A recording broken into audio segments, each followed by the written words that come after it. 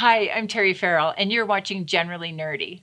Sequence start 10, 9, 8, 7, 6, 5, 4, 3, 2, 1, ignition.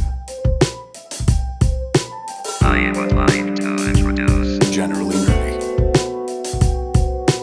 I would like to introduce Generally Nerdy. I would like to introduce Generally Nerdy. I would like to introduce Generally Nerdy. I would like to introduce Generally Nerdy. All right, so again, not a surprise. You just saw the teaser. This is Terry Farrell. I am not the hugest of the Trek nerds, but I am a little bit of a Trekkie, so much so that I do have a favorite, and my favorite is Deep Space Nine. And we have been fortunate enough to actually, throughout the years of Starfest, talk to a couple other Deep Space Nine actors. This year, we got Terry Farrell. So, super excited about this one. It was a lot of fun, and let's get right into that. So, Terry Farrell, I feel like I don't need to introduce the Star Trek in you, so that's fine. But there is a brief filmography that I did want to get out of the way real quick, because there's some really cool stuff in here. Back to School with Rodney Dangerfield. Oh my God. Twilight Zone 1986. I watched every episode of that. I totally forgot you were in there, and I apologize. You did The Cosby Show, Quantum Leap, another one that I've watched a million times. Red Dwarf pilot. We're going to get to that. Becker is the other huge one that everybody knows you for, which is also a show that I've watched almost every episode of. And Hellraiser 3. Yeah. So a filmography that I feel like a lot of people don't see because of the Star Trek. So I just wanted to start there. But first, Red Dwarf. How did this happen, real quick? Well, they were doing an American version. Right. And Craig Bierko was the lead. Jane Leaves was the computer. And I was the cat. Yes. Yes. And when they showed me the clip of what the show was in England, it was like, well, I can't make that work. I mean, I really, there's everything about me is not that. Right. Right? Right. And so I just thought, well, fuck it. I just have to do whatever I can do. Right. And, it didn't work. Sadly, but it exists on the internet. But I looked really freaking cool. Absolutely. Right? They wanted makeup to be like Cats, the theater production, and I was like, are you serious? And so that was the only part I was like, yeah, let's do this all the time. And then you'll be wearing this. And I was like, oh, God, I'm not going to be able to eat it all. That's going to really suck, right? So then that pilot got dropped. Right. And they tried to do a couple other things with it. It still didn't work. Right. But gratefully, because that was the same television season that Deep Space started. No kidding. I did not make that connection. Right. So I did a pilot, which is also great for an actor to get paid for a pilot, which is usually double than your first in an episode.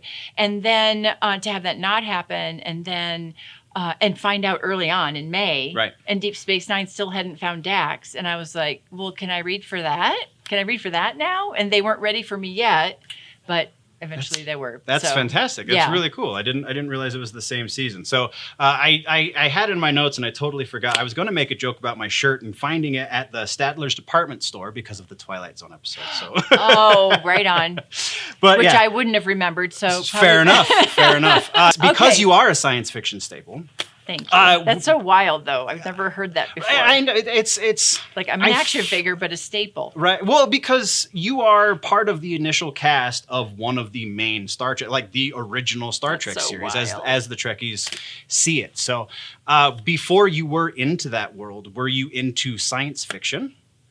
Yeah, actually, I liked the original series. Cool. Because I was really little when it came. Right. When I was a little kid, I was born in 1963. Sure. So it was like the first sci-fi thing I ever saw. And I'll cut that out as well. That's okay. I think you can look that up, right? Fair enough, That's pretty fair easy. Enough, yes. And to be honest, though, when the first Star Trek movie came out, I was disappointed. And I don't really remember the timing now. Sure. But when Star Wars came out, it was like, what is that? So when they explained the promenade, it was, oh my God, that's like Star Wars. Right. what? Oh, I have goosebumps right now thinking about it. It's like, it was just so thrilling to feel like I'm part of this franchise that I really loved as a kid.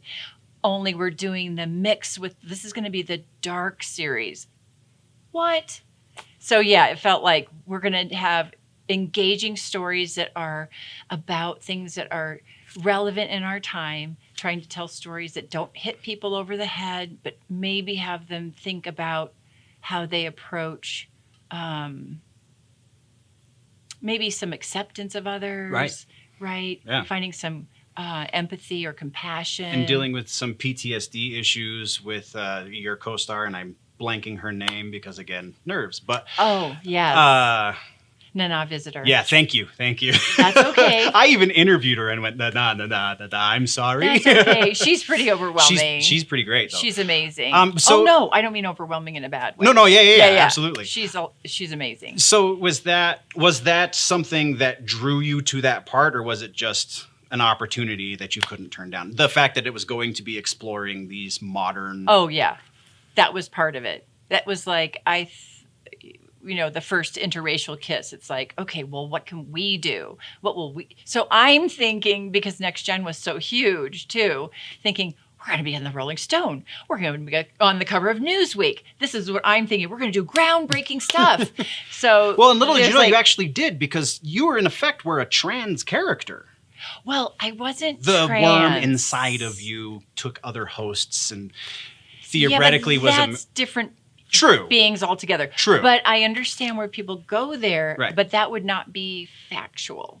Okay, I think enough. That's holding on to a thread that doesn't necessarily come from a real place. Fair enough. Thank you. Because the thing is, the symbiont, it feels so funny now to talk about these things so seriously. I get my nerd on. Nothing wrong with you. You're in the right place. The symbiont, the person had to achieve a certain amount of accolades to be able to even have the symbiont. And it went into, how many, 7 different hosts? Did Something we like just that, say? yeah. Yeah, and so it wasn't that these people changed their gender Right. because they didn't feel comfortable as their identity Sure. from birth. Sure. So that is a very different A very story. good distinction to draw, yes. Thank you. I would say pansexual because she didn't really care about aliens Sure. or not aliens or women or men, or she wasn't just bisexual. It was Right. sort of like, well, you want to go have fun? It was between the ears was what the Yeah. important part. Yeah. Yeah, it was somebody who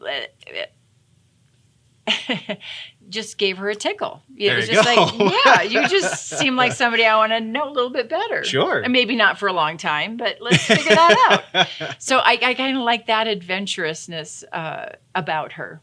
Beautiful. Yeah. And I love that like felt like, wow, we didn't have a name for that. Right. Right? But I do love that the character speaks to trans people. I think maybe, truthfully, it's her openness and her willingness Sure. to just, it's who you are that matters. Mm-hmm. It's who you are. And there's a grace with Dax, I think really carrying the motto of Star Trek, of there's hope for the future, just saying that, you can make mistakes, but you're beings make mistakes. That's part of our thing, right? As humans, we make mistakes and hopefully we learn from them, and we're all just doing the best we can. People really are just doing the best they can. Even when I royally screw up, I'm still thinking I'm trying the best I can. Yeah. That is a beautiful note to go out on. Thank you very much for sitting down with me today. My pleasure. Thank you for having me. Absolutely. Thank you very much, nerds, for sitting down with Gentle and Nerdy. Again, Terry Farrell was an awesome interview. I hope you enjoyed it as much as I did. We are going to get the heck out of here.